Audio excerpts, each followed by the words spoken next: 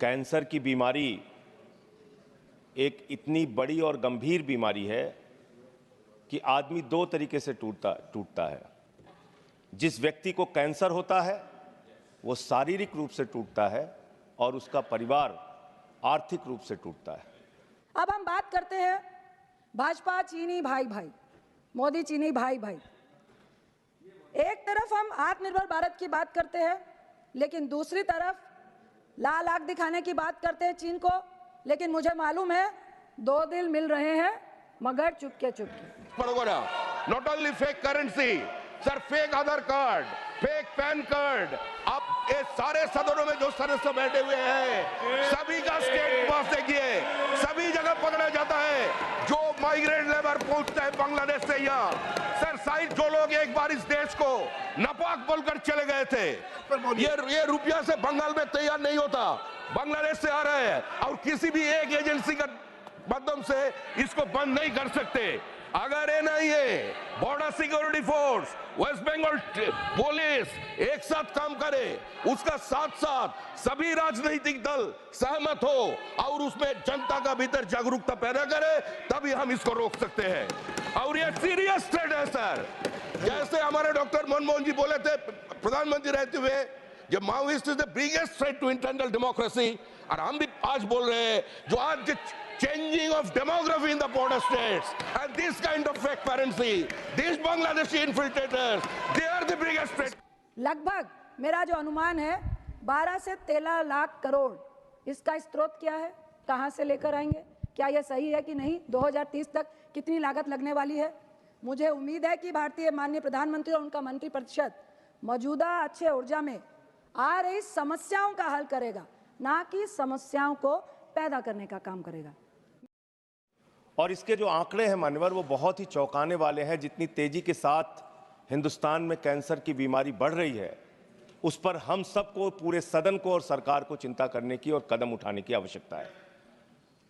मान्यवर, WHO की report के मुताबिक पिछले 3 साल में 22 लाख लोगों की मौत कैंसर से हुई है और अकेले 2022 में 9 लाख लोगों की मौत कैंसर से हुई है। मानवर, हमारे देश में कैंसर से इतने लोगों की जान चली जा रही है जितना किसी देश की आबादी नहीं है। मैं देख रहा था देशों की आबादी, भूटान की आबादी 7,80,000 है, गुयाना की आबादी 8 लाख है, लग्जमबर्ग की आबादी 6,53,000 है, मालदीव की आबादी 5,24,000 है। जितनी किसी देश की आबादी नहीं है, उससे ज़्यादा लोग हमारे देश में कैंसर से मर रहे हैं।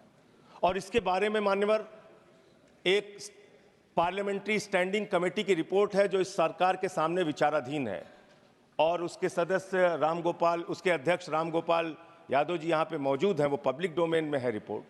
उसकी कुछ रिकमेंडेशंस हैं जिसको देश के अंदर लागू करना बहुत आवश्यक है। वो रिपोर्ट साफ तौर पे ये कहती है कि इस देश के अंदर 25% लोगों को प्राइवेट हॉस्पिटल्स में फ्री इलाज कराने की व्यवस्था की जाए। सरकार के द्वारा ऐसा कानून बनाया जाए कि 25% फ्री इलाज कैंसर के मरीजों को प्राइवेट हॉस्पिटल्स के अंदर मिले। दूसरी बात मान्यवर, बच्चों को जो कैंसर हो रहा है, छोटे छोटे बच्चों को, उनको देख के परिवार पीड़ित होता है, बचने की कोई उम्मीद नहीं होती है, अपना घर बेच के, जमीन बेच के उसका इलाज कराते हैं। तो इसलिए बच्चों का इलाज पूरी तरीके से फ्री किया जाए। अगर किसी बच्चे को कैंसर की बीमारी होती है, ये दूसरी सिफारिश उसमें है।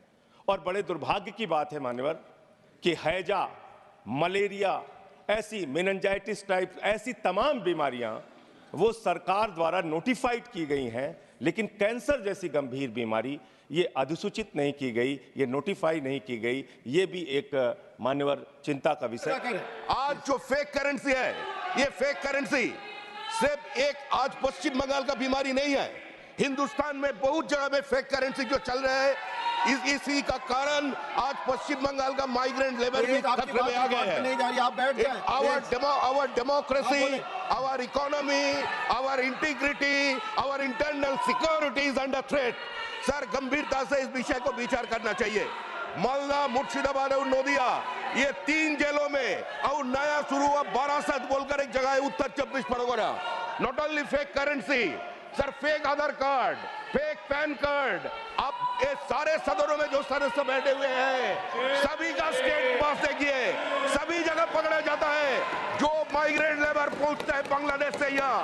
सर साइड जो लोग एक बार इस देश को नापाक बोलकर चले गए थे, जो ये डिमांड उठाए थे जब minority has right to self determination, हमको अलग स्टेट चाहिए, इसी का साथ जुड़े हुए हैं सर। ये रुपया से बंगाल में तैयार नहीं होता, बांग्लादेश से आ रहा है और किसी भी एक एजेंसी का माध्यम से इसको बंद नहीं कर सकते। अगर NIA, border security force, West Bengal police एक साथ काम करे, उसका साथ साथ सभी राजनीतिक दल सहमत हो और उसमें जनता का भीतर जागरूकता पैदा करे, तभी हम इसको रोक सकते हैं। और ये सीरियस थ्रेट है सर। जैसे हमारे डॉक्टर मनमोहन जी बोले थे प्रधानमंत्री रहते हुए, जब Maoist is the biggest threat to internal democracy, और हम भी आज बोल रहे हैं जो आज changing of demography in the border states and this kind of fake currency, these Bangladeshi infiltrators, they are the biggest threat. यहाँ माननीय हमारे प्रधानमंत्री जी ने स्वामी तुलसीदास द्वारा राम राज में कर टैक्सेशन प्रणाली के विवरण का उल्लेख किया था। मैं समझती हूँ कि मेरा भाषण नवीकरणीय ऊर्जा के मंत्रालय के कामकाज तक ही सीमित होगा और मैं ऐसा करने का आपको वचन देती हूँ। यानी टैक्सेशन, पहले मैं अध्यक्ष महोदय अपने माननीय प्रधानमंत्री द्वारा प्रतिपादित टैक्सेशन के रामराज प्रणाली के दावे की जांच करवाना चाहती हूँ।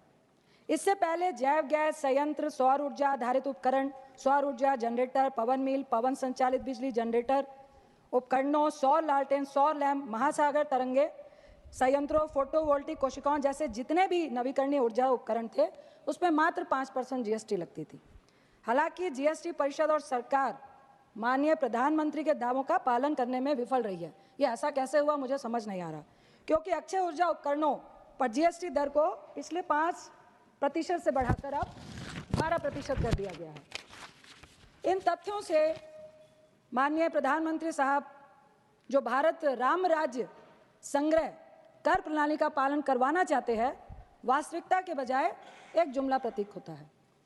रामराज में जब लोगों पर कर लगाया जाता था, मैं रामराज की बहुत बात करी जाती है तो मैं उस इतिहास पे ले जाना चाहूँगी, तो उन्हें कभी भी लोगों को ये नहीं लगता था कि उन पर कर लगाया जा रहा है, क्योंकि कर उसी तरह एकत्र किया जाता था जैसे सूर्य पृथ्वी से जल आर्द्रता एकत्र करता है और फिर उसकी भलाई और समृद्धि के लिए उस पर वर्षा कर देता है।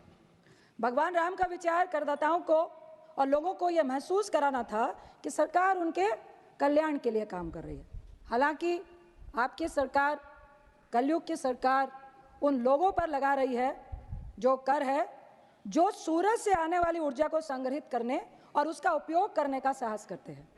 इसके अलावा सरकार द्वारा, आप ही लोगों ने कहा है कि 2070 तक शुद्ध, अभी हमारे स्पीकर भाजपा के भी बोल रहे थे कि कार्बन उत्सर्जन प्राप्त करने के लिए निर्धारित लक्ष्य प्राप्त करना है। जिस तरह से कर की रफ्तार बढ़ रही है, हमें नहीं लगता है कि आप इस लक्ष्य को प्राप्त कर पाएंगे। भारत सरकार ने बिजली की खपत के लिए सौर ऊर्जा का उपयोग करने के उद्देश्य से गुरुग्राम में 2015 में ही अंतर्राष्ट्रीय सौर जो गठबंधन की स्थापना की। हालांकि अगर हम इलेक्ट्रिक वाहनों पर ध्यान केंद्रित करते हैं जिन्हें सरकार द्वारा बढ़ावा दिया जा रहा है, तो वे अपनी ऊर्जा का एक बड़ा हिस्सा जो है वह कोयला बिजली से लेते हैं। और आप ही की रिपोर्ट में कहा गया है कि लगभग आज भी अपनी ऊर्जा का जो प्रॉपर इलेक्ट्रिक की जितनी चीज़ें चल रही है, आप 55% कोयला बिजली से ले रहे हैं।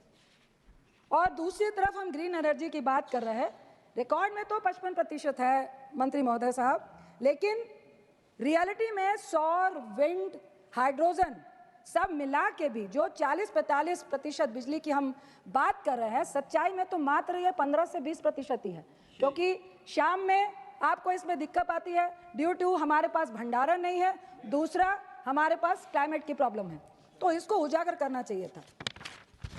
दूसरा, माननीय सभापति महोदय, ये आश्चर्य की बात है कि एनडीए सरकार पर्यावरण को बचाने के लिए आम जनता की वकालत करती है, लेकिन दूसरी तरफ जो सुनने में आया, जो ऑथेंटिकेशन में मैं लेके आई हूँ, माननीय प्रधानमंत्री मोदी साहब के विशेष सुरक्षा समूह एसपीजी ने 3 विशेष बंतरबग वाहनों के पंजीकरण की अवधि बढ़ाने के लिए एनजीटी के समक्ष एक आवेदन दायर किया था, जिसको बाद में रिजेक्ट कर दिया गया एसपीवी के लिए।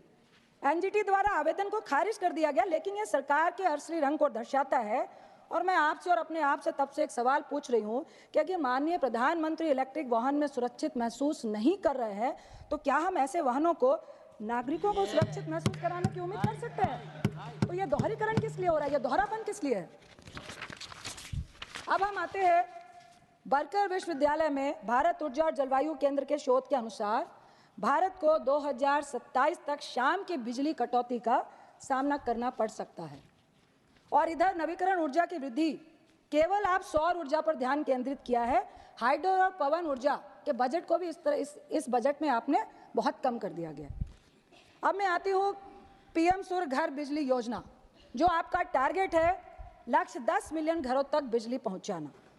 विशेषज्ञ का संशय है कि जो लागत है स्टार्टिंग की, जो लगभग पूंजी 72,000 करोड़ रुपए है, जो औसतन आप 1.5 किलोवाट की क्षमता के लिए आप 52,000 करोड़ की लागत दिखा रहे हैं, जो मौजूदा सब्सिडी संरचना जो प्रारंभिक पूंजी लागत का लगभग 50% पूरा करता है। तो ये स्पष्ट नहीं है कि बाकी क्या उपभोक्ता व्यय करेंगे, जो आगे आपका जो 7% ब्याज है वो दिखा रहा है। हाथी के दांत दिखाने के कुछ और, खाने के कुछ और है। आपने लंबी लंबी बातें करी, करेंगे करेंगे करेंगे, लेकिन होगा कैसे, इसका कोई भी उदाहरण यहाँ पर नहीं है। आप छत में सौर ऊर्जा मुफ्त, प्रधानमंत्री मुफ्त उपजा की बात करते हैं, जो 2022 का लक्ष्य से 40% कम है। मुफ्त बिजली का वादा आपने किया है, जिसपे आप सबसे ज़्यादा फोकस, रूफटॉप प्रधानमंत्री मुफ्त योजना। आप मेरे को यह बता दीजिए कि लगभग 1 kg वॉट में आपको 50-60 हज़ार रुपये लग रहे हैं। 1.5 लाख में लगभग 78,000 पे आप सब्सिडी दे रहे हैं। लगभग 72 से 73 हज़ार पे जो उपभोक्ता है उसको 7% ब्याज, जो मार्केट ब्याज है, उस पे आप उनसे ब्याज ले रहे हैं। तो सबसे पहले तो ये मुफ्त योजना है क्या? ये तो मुफ्त योजना नहीं है। आप 7% उनसे ब्याज ले रहे हैं।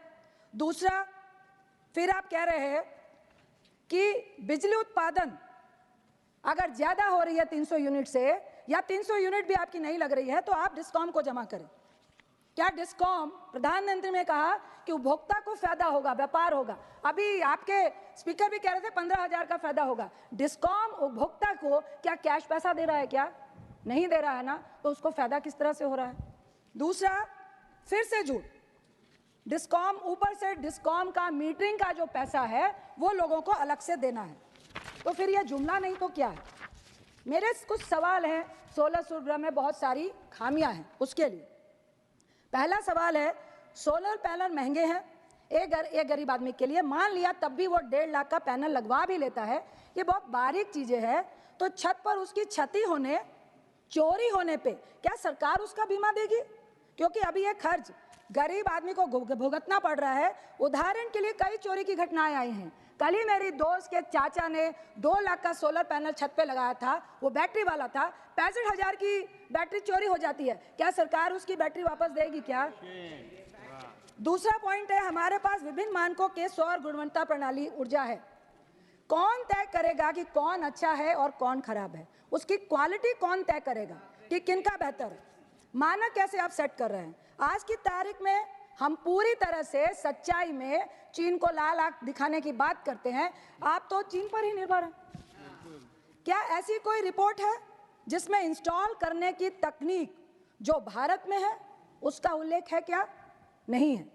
चौथा सवाल है, क्या सरकार ने ऐसी कोई सरकारी अनुमोदित agency OEM, original equipment manufacturer, स्थापित की है जो गरीबों और मिडिल क्लास को मुफ्त मरम्मत और रख रखाव का भरोसा कम से कम पहले 4-5 साल तक दे सके? कोई ऑथेंटिकेशन नहीं है। एक मैं सलाह देना चाहती हूँ कि क्या आप कह रहे हैं कि अगर ज़्यादा बिजली किसान ने ली तो उसको आप डिस्कॉम में दे, क्यों नहीं पंचायती राज को, पंचायत की जमीन पे पंचायती राज के लोग सोलर पैनल लगाएं और जो ज़्यादा बिजली होती है डिस्कॉम और सरकार उनसे खरीदे। उपभोक्ता क्यों सरकार को देने जाए? उससे पंचायत को फायदा होगा, उनको कैश मिलेगा। वास्तविकता यह है कि सूर्य घर बिजली योजना एक लॉलीपॉप है जो वास्तविकता को छुपाती है। यह आम भारतीयों के लिए व्यवहारिक नहीं है, क्योंकि 7% ब्याज के साथ साथ मीटरिंग डिस्कॉम शुल्क भी जारी आप रख रहे हैं। मेरी मांग है कि कम से कम मुफ्त के नाम पर जो ब्याज दर 7% मार्केट दर के नाम पर है उसे जीरो करना चाहिए आपको। अब हम बात करते हैं भाजपा चीनी भाई भाई, मोदी चीनी भाई भाई।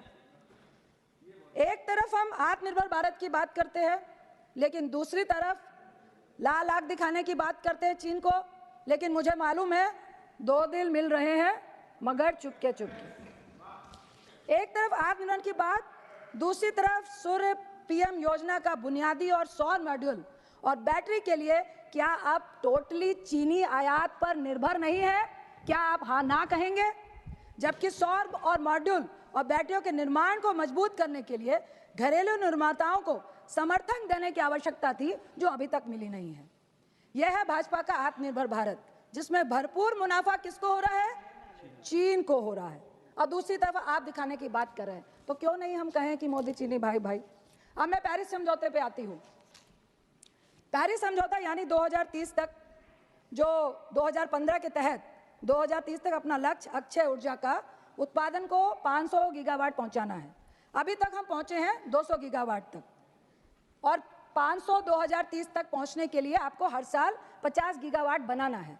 लेकिन सच्चाई में अभी आप मात्र 15 गीगावाट ही बना पा रहे हैं, वो भी सौर, ग्रिड, हाइड्रो, विंड बायोगैस मिलाने के बाद। इसका कुछ भी आंसर और ऑथेंटिकेशन नहीं है कि आप 50 गीगावाट तक पहुंचेंगे कैसे, जब यहां पर इतनी सारी प्रॉब्लम्स आ रही हैं। इसके बाद मैं आ जाती हूं डिस्कॉम पे। डिस्कॉम डेवलपर्स के लिए सबसे बड़ी समस्या बन रहा है। एक तरफ 300 गीगावाट का लक्ष्य पूरा करने के लिए मैं सलाह दे रही हूं आपको, सरकार, डिस्कॉम, डेवलपर्स, उपभोक्ता यानी गरीब आदमी और मिडिल क्लास, इनका आपस में समन्वय होना अति आवश्यक है, जो अभी दिख नहीं रहा है। उदाहरण, हर राज्य में आप डिस्कॉम अपने तरीके से काम करता है। अगर एक डेवलपर्स को 25 साल के लिए अब सौर ऊर्जा बनाने के लिए अनुमति देते हैं, वो अपना प्लान खरीदता है, आप उसको 5 साल का अप्रूवल, हर 5 साल का रिन्यू करते हैं। आप उसको पहले 5 साल में कह देते हैं कि आपको 100 मेगावाट बिजली बनाने की अनुमति दी है, लेकिन बड़े सारे ऐसे कंप्लेन आई हैं कि 5 साल के बाद वो जब रिन्यू कराने जाता है तो उसको कह दिया जाता है कि अब आपको 50 मेगावाट ही बनानी है। आप ये बताइए, डेवलपर्स जिसने 100 या 150 मेगावाट का प्लांट बनाया है, वो 50 मेगावाट पे अगर आ जाता है, उसको आप 25 साल के पूरे मेगावाट की गारंटी नहीं देते हैं, तो डेवलपर्स भागेगा नहीं तो क्या करेगा? और मुझे शक है कि ये छोटे डेवलपर्स के साथ हो रहा है। क्या बड़े डेवलपर्स को ये बिजनेस सौंपने के लिए छोटे डेवलपर्स को जानबूझ के तंग किया जा रहा है? अभी यूपी के भाजपा स्पीकर बोल रहे थे, यूपी की घटना है, मैं डेवलपर्स का नाम नहीं लूंगी। तो मेरा कहना है कि 25 साल की स्थिरता, जिनको आप पहले 5 साल में 100, 150 जो भी मेगावाट की बात करते हैं, 25 साल तक को उसी स्थिरता के साथ उसको उतने मेगावाट बनाने की अनुमति देते रहना चाहिए, बढ़ाना चाहिए, ना कि घटाना चाहिए। दूसरी तरफ डिस्कॉम की समस्या हम अच्छी तरह से जानते हैं कि उसका रेवेन्यू तो कोयला से ज्यादा आता है, कोयला बिजली उसको ज्यादा महंगी पड़ती है, तो वो ग्रीन एनर्जी, अक्षय ऊर्जा की तरफ क्यों जाएगा और उसकी सप्लाई पे क्यों ज्यादा ध्यान देगा? तो क्या आपकी डबल इंजन की सरकार है, डिस्कॉम की सही निगरानी क्यों नहीं रख पा रही है आपकी सरकार? या आपकी निगरानी का ही नतीजा है कि डिस्कॉम इस तरह की हरकतें कर रहा है? क्योंकि मैं फिर कहूंगी कि आप ग्राफ बनाए तो स्टेट गवर्नमेंट, डिस्कॉम, डेवलपर्स, उपभोक्ता, अगर इसका समन्वय नहीं है तो हम 2030 का जो 6 साल का लक्ष्य 300 गीगावाट का और है, बिल्कुल भी पूरा नहीं कर पाएंगे। जमीन अधिग्रहण की बात करती हूँ, जो सबसे जटिल है। लक्ष्य प्राप्ति के लिए समय से जमीन, टेंडर, डिस्ट्रीब्यूशन, कंपनी और डिस्कॉम का वक्त पर सौर बिजली को खरीदना अनिवार्य है, जो इसके बिना हल नहीं है। जबकि टेंडर होने में लगभग 6 महीने, जमीन एक्वायर में 2-3 साल, तो 2030 के 300 गीगावाट को लक्ष्य को कैसे पूरा करेंगे? मंत्री साहब, टेंडर हुआ, आप क्या देंगे कि टेंडर हो गया, हो जाएगा, लेकिन जमीन एक्वायर में आपको 2-3 साल लगेंगे, तो हम लक्ष्य तक का पहुंच रहे हैं। जबकि राजस्थान, गुजरात, तमिलनाडु, कर्नाटक, आंध्र प्रदेश सबसे ज्यादा पोटेंशियल रखते हैं सौर ऊर्जा बनाने के लिए। मैं यहाँ एक सलाह देना चाहती हूँ, ट्रांसमिशन लाइन बननी चाहिए इन प्रदेशों में भी। अभी आपकी राजस्थान और गुजरात में सिर्फ राजस्थान, पश्चिम राजस्थान ही के पास इतनी बंजर जमीन है कि वो 400-500 गीगावाट तो वही बना सकता है, और वहाँ पे ट्रांसमिशन बन रहा है। और गुजरात में लेकिन जिस स्पीड से बन रहा है वो बहुत धीमी है। इस तरह से हम टारगेट को अचीव नहीं कर पाएंगे। वैसे मैं कहूँगी छत्तीसगढ़ और बिहार, जहाँ से मैं आती हूँ और छत्तीसगढ़ को रिप्रेजेंट कर रही हूँ, काफ़ी पोटेंशियल है ऊर्जा के लिए बिहार और छत्तीसगढ़ में भी। सॉर्ट डेवलपर्स को वहाँ पे भी बढ़ाना देना चाहिए। आपने छत्तीसगढ़ में तो थोड़ा बहुत किया है, लेकिन बिहार में बिल्कुल नहीं कर रहे। अब मैं आती हूँ पीएम कुसुम योजना पे, जो डायरेक्ट साहब भी बोल रहे थे। कहने को ये किसान ऊर्जा सुरक्षा उत्थान महाअभियान है। महाअभियान है, सच्चाई क्या है? दिखाया पहाड़ निकली चुहिया। लक्ष्य क्या था 2019 का? 10,000 मेगावाट, जिसमें से पूरा क्या हुआ? 2.56, यानी कि 3% से भी नीचे। 14 लाख और पंप के लक्ष्य, 14 लाख पंप के लक्ष्य थे, और स्थापित कितने हुए? 7.12 लाख, जिसमें 52% सिर्फ 3 स्टेट में है, राजस्थान, छत्तीसगढ़, महाराष्ट्र। बिहार क्यों नहीं? झारखंड क्यों नहीं? मध्य प्रदेश क्यों नहीं? यूपी क्यों नहीं? कृषि पंप 35 लाख को आपको सोलराइज करना था, लेकिन अभी तक किया कितना है? 13,562, और इनमें भी जीएसटी लग रही है। इस तरह से हम लक्ष्य को प्राप्त करेंगे। एक बार फिर आप किसान को धोखा दे रहे हैं, आपसे बड़ी बड़ी बातें कर रहे हैं। उदाहरण मुझे याद है, वित्त मंत्री मुझे याद आ रही हैं, उनका जुमला याद आ रहा है, रेलवे सॉल्ट ट्रैक, फरवरी 2020। मैं वित्त मंत्री जी के जुमले को कोट करती हूं। उन्होंने कहा था, last solar panel capacity alongside rail track to be settled. उन्होंने क्या कहा था? 51,000 हेक्टेयर जमीन जो बिना उपयोग के रेलवे की जमीन रेलवे ट्रैक के साइड में होता है, वहां कम से कम कितना? 10 गीगावाट क्लीन ऊर्जा उत्पन्न करने की क्षमता रखते हैं। कहां गया वो प्रोजेक्ट? क्या रिप्लाई करेंगे क्या कि 10 छोड़िए 2 गीगावाट भी रेलवे ट्रैक के आसपास बना है क्या? ये जुमला नहीं है तो क्या है? इसके साथ पवन ऊर्जा, जिसको आपने आज गायब कर दिया है इस बजट से। माना कि पवन ऊर्जा सौर ऊर्जा से महंगी है, पर इसमें मात्र 2-3 प्लेयरों की मोनोपोली है। क्यों है? क्यों महंगी है? अगर आप प्लेयरों की कंपटीशन बढ़ाएंगे, उनकी मोनोपोली कम होगी, तो नेचुरली है कि पवन ऊर्जा भी सस्ती होगी। क्या यहाँ पे भी कोई सरकार का षड्यंत्र है क्या? साथ में मैं डाटा सेंटर की बात करती हूँ, आपको सलाह दे रही हूँ कि डाटा सेंटर बहुत बड़ा उभरता हुआ सेक्टर है। दुनिया की बड़ी बड़ी कंपनियां, अमेजॉन, सॉफ्टवेयर, माइक्रोसॉफ्ट सब जुड़ी हुई है। वह भी चाहती हैं कि ग्रीन एनर्जी से जुड़ा जाए, लेकिन ऐसा हो नहीं पा रहा। हालांकि आपके ministry of information and broadcasting ने डेटा सेंटर के लिए नीति बनाई है, लेकिन मिनिस्ट्री ऑफ रिन्यूएबल एनर्जी ने कोई भी पॉलिसी नहीं बनाई है। तो क्या सिर्फ आपका जो इवेंट मैनेजमेंट है उससे काम होगा? आप अपना आरपीओ ठीक क्यों नहीं करते हैं? ई वाहन पे आती हूँ, जिसकी बात अभी क्वेश्चन आवर में भी चल रही थी। अक्षय ऊर्जा का विषय है, जिसमें हम वातावरण को स्वच्छ करने के लिए यह सारे प्रयास कर रहे हैं। हमें इलेक्ट्रॉनिक अवशेष उत्पादन और उपचार के बारे में उल्लेख करना अनिवार्य हो जाता है। नवंबर 2023 में एक आरटीआई के जवाब में केंद्रीय प्रदूषण नियंत्रण बोर्ड द्वारा दी गई जानकारी के अनुसार 2021-22 में देश में लगभग 16,01,155 मीट्रिक टन से अधिक इलेक्ट्रॉनिक कचरे का उत्पादन हुआ है, और सरकार ई कचरा प्रबंधन नियमों को पूरा करने में विफल रही है।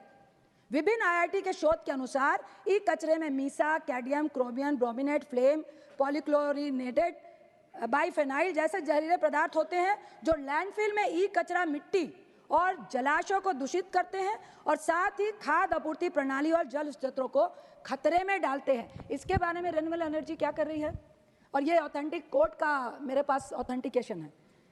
एक तरफ देश की अनिश्चित स्थिति को ध्यान में रखते हुए एनजीटी को हमारे प्रधानमंत्री के नेतृत्व में देश के इलेक्ट्रॉनिक कचरे के ज्ञानपूर्ण चरण के मुद्दे क्या संज्ञान लेना पड़ा, लेकिन हमारे प्रधानमंत्री सेल्फी लेने में खुश हैं। अंत में कंक्लूड कर रही हूँ कि हमारी मांग है कि सरकार से अनुरोध करती हूँ कि अक्षय ऊर्जा उपकरणों को जीएसटी के दायरे से छूट दी जानी चाहिए, ताकि लोगों को सौर ऊर्जा के लिए प्रोत्साहित किया जाए। माननीय प्रधानमंत्री द्वारा साथ ही जो दावे की पुष्टि की जा सके कि सरकार का जो कर संग्रह है वो राम राज्य प्रणाली का पालन करती है। अध्यक्ष महोदय, सरकार को यह स्वीकार करना होगा कि अक्षय ऊर्जा के भंडारण की समस्या है, और वो सब कुछ गरीब लोगों पर आप नहीं छोड़ सकते कि आपको बस डिस्कॉम को जमा करना है और डिस्कॉम सप्लाई नहीं करेगा, बल्कि उसे अक्षय ऊर्जा की स्थापना, भंडारण, चैनलाइजेशन में सक्रिय भूमिका जो है निभानी पड़ेगी। और इससे ही अक्षय ऊर्जा में आप रोजगार की बात करते हैं, अभी तक ऐसा कोई रोजगार उत्पन्न अक्षय ऊर्जा ने किया नहीं है। इससे रोजगार पैदा होगा जब उसको चैनलाइजेशन करेंगे और भंडारण करेंगे। और मैं ये भी बताना चाहती हूँ कि 300 गीगावाट 2030 बजट की लागत कितनी आ रही है? लगभग मेरा जो अनुमान है 12 से 13 लाख करोड़। इसका स्रोत क्या है, कहाँ से लेकर आएंगे, क्या यह सही है कि नहीं, 2030 तक कितनी लागत लगने वाली है? मुझे उम्मीद है कि भारतीय माननीय प्रधानमंत्री और उनका मंत्रिपरिषद मौजूदा अक्षय ऊर्जा में आ रही समस्याओं का हल करेगा, ना कि समस्याओं को पैदा करने का काम करेगा। मैं आपको आश्वस्त करती हूँ अपने पार्टी की तरफ से, हमारे एलओपी माननीय खड़गे साहब, हमारी मैडम सोनिया गांधी जी, हमारे लोकसभा के एलओपी राहुल गांधी जी, जो सत्य के प्रतीक और न्याय के समर्थक है, सरकार को लोगों के कल्याण के लिए काम करने पर हम हर संभव सहायता का वादा करते हैं। मैं माननीय मंत्री जी से अंत में एक रिक्वेस्ट करना चाहूँगी। बहुत बातें हो रही है कि रिन्यूएबल एनर्जी में बहुत सारा रोजगार मिलेगा, पर जितना खोजा मैंने मुझे कहीं भी रोजगार उत्पन्न होता हुआ दिखा नहीं। मैं आपसे रिक्वेस्ट करती हूँ, कम से कम नवीकरण ऊर्जा मंत्री से अनुरोध है कि मंत्रालय और उसके तहत काम करने वाले उपक्रमों के तहत महिलाओं को कम से कम 33% जो आरक्षण है, आप अपनी मिनिस्ट्री में ही उचित कदम उठा दीजिए। और साथ में मुझे उम्मीद है कि अक्षय ऊर्जा क्षेत्र, एक बात को जरूर ध्यान में दीजिएगा, मुझे उम्मीद है मंत्री साहब कि अक्षय ऊर्जा भारत के हाथ में रहेगा, अक्षय ऊर्जा भारत के हाथ में रहेगा, भारत के जेन्युइन लोगों के हाथ में रहेगा, छोटे डेवलपर्स को भी मौका मिलेगा। इसे आप दोबारा से A1, A2 जैसे निजी कारोबारियों को संभालने की पेशकश नहीं करेंगे, इसकी मैं उम्मीद रखना चाहती हूं।